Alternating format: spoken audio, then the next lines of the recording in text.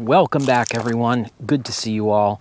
So about a month ago, I released a video called The Sea Kayak Problem, and I saw lots of really interesting comments. A lot of people were interested in that, but there was one thing in the comments that surprised me, and so the video was about things that sort of keep people from sea kayaking or kayak touring, and the one that came up that surprised me was safety. Let's talk about it.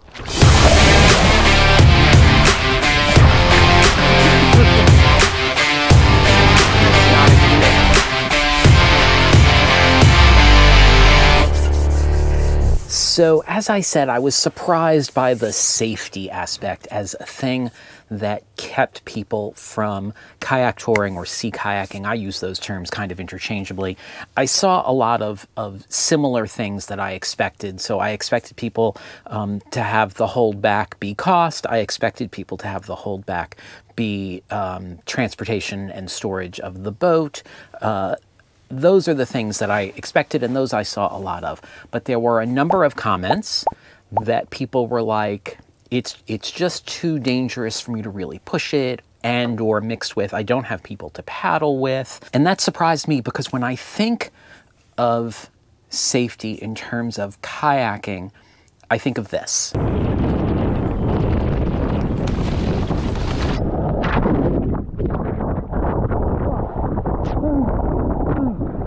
That was a fisherman so focused in catching a certain type of fish that he didn't check the weather, didn't dress appropriately, didn't wear a PFD, didn't do any of those things. And that's how it ended up. And he fortunately was fine. He was, someone saw him go over on the beach and they called 911, and 911 got someone in a boat out there to rescue him. He's very lucky. Or I see something like this. So this is a story about a couple from Arizona on vacation in Mexico. They rented kayaks and went out and got caught in bad weather. Fortunately, they were out with their 14-year-old daughter. The husband got the daughter ashore and then went back out to help his wife, and neither of them survived. He was never found. She was found because she was wearing a PFD. He was not. And so when I think of kayak safety, I'm inundated with things like that, with people not taking the dangers seriously and those sort of events occurring. And that's why I am very pro, you gotta wear a PFD, you gotta take safety precautions.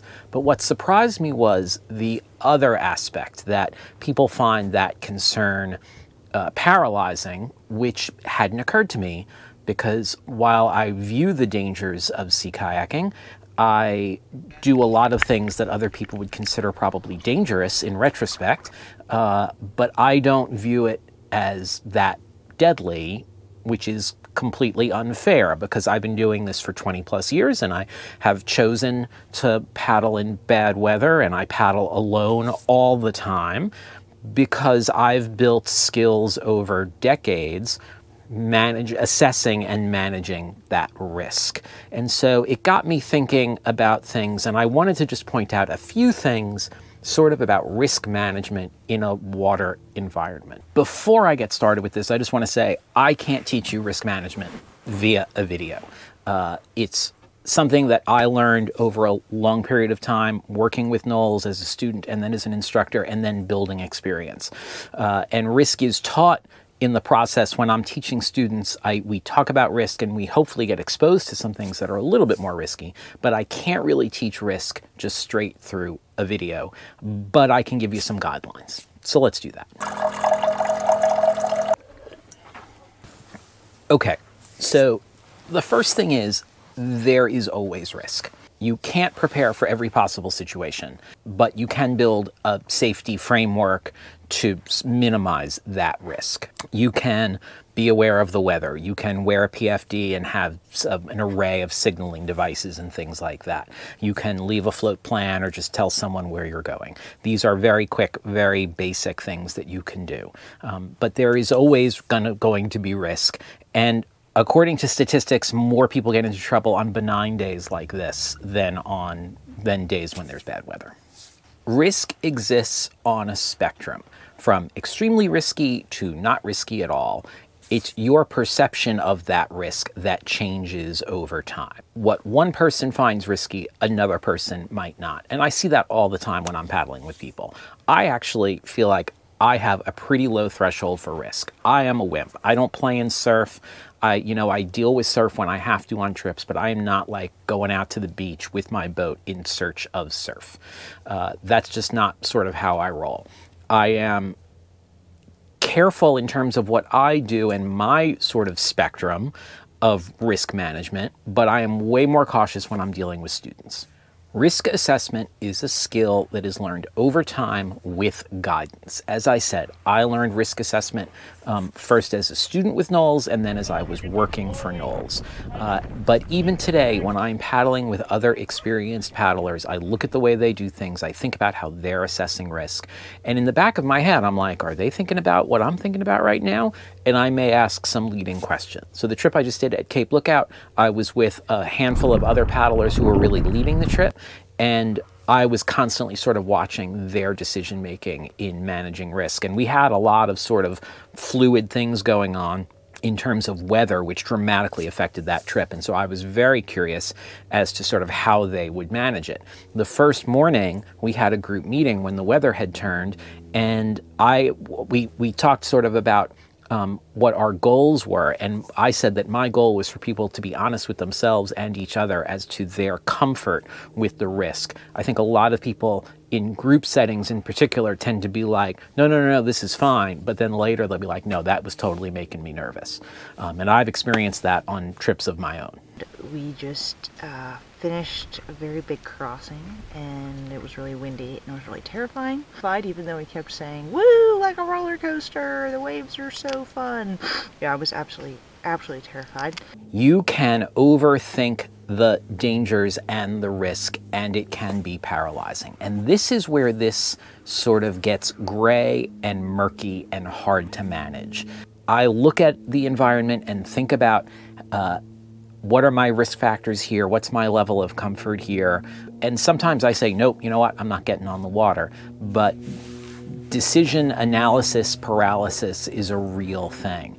I recently dealt with an email from someone asking about, and I'm not picking on this person, I think they were doing everything right, but he listed all the things that were in his PFD. He was a firm believer, as am I, if you're not wearing it, you don't really have it in a kayak because it's easy enough to lose things when you get ejected from a boat. But he had so much stuff, he was worried about his PFD having enough flotation. And so we chatted a bit, and he's going to pare down some of the things that he's carrying. And that was where I said, look, you can't prepare for everything. You've got to build sort of a safety net and work through it. But at the same time, I don't want people to be like, with not thinking about it at all. I had this occur on the Assateague trip. So, like, here's what kills me. I'm at Assateague, I'm putting in, and 2 parking spaces away from me is a $150,000 pre-built van. Pull 9-foot kayaks out of the back of. Go paddling with aluminum paddles, no PFDs, jeans, and cotton t-shirts. And look at me like I'm crazy as I'm loading my boat. And it's 15, gusting to 20. The water temperature is 64 degrees. It just... like, I just can't wrap my brain around that. And I feel like that's what I see more than anything, probably because it stands out, is people who are like just paying no attention to the environment, the weather, the water temperature, the wind, anything like that. The fact that they're going into the ocean without a PFD. I feel like I'm more inundated with those sorts of things than the flip side, like this gentleman who was like over preparing, you know. And so it is that sort of gray area, is you need to sort of balance. Am I doing everything I need to do? Am I doing more than I need to do? It's important to build that sort of safety net, both with gear, with experience, with notifying other people. But then at some point, you're going to have to sort of push your boundaries a little bit. If we're not pushing our boundaries a little bit, we're not learning. We need to get experience paddling in water that maybe scares us a little bit, but do it in a controlled method. I did a video a couple years ago about paddling in sort of the remnants of a hurricane in the Outer Banks. And at first, when I got there, I was like, can't paddle yet. And really the problem was I couldn't get the boat off the roof because it was so windy.